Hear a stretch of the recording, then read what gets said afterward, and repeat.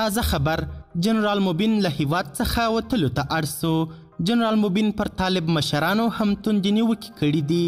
دا چې جنرال مبین څنګه د هیواده وځي او هغه د طالب مشرانو په اړه څه ویلي، بشپړ حال را سره همدغه روانه ویډیو کې کتلی سئ. سلامونه قدرمنو لیدونکو، مشال پریس یوټیوب چینل ته مو هرکلی کوم. طالب مبلغ مبین وایي هیواد پرېښودو ته اړ سوی یم. د طالبانو یو مشهور مطبوعاتي مبلغ چې د جنرال مبین په نوم پیژندل کیږي هیواد پرېښودو ته د مجبورېدو خبر ورکړی.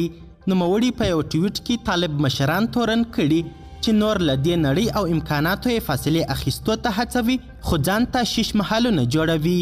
مبین دا شکایت هم کړی چې طالب مشران خپل ملاتړي د کړي جګړې لپاره د خدای د رضا په ترلاسه کولو مطمئنوي، خو خپل زامن او د کورنۍ غړي پر دندو ګماري او دته پر خپلو خیانتونو د خولې پټ ساتلو ګواښونه کوي.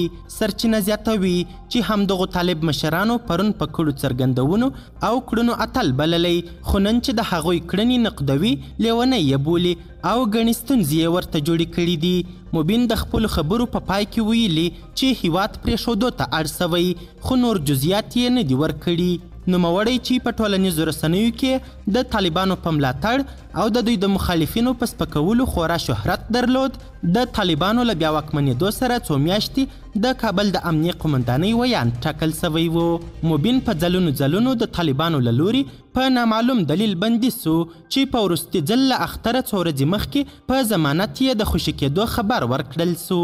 د طالبانو منتقدان وایي چې دوی لږ تر لږه په خپلو لیکو کې هم د بیان ازادي نسي زغملی او خپل منتقدان ځپي، خو د مبین مخالفان بیا نوموړی د طالبانو په لیکه کې په ناوړه کړنو، باج اخیستو او نورو جرمونو تورنوي، خو هغه دا تورونه رد کړي دي.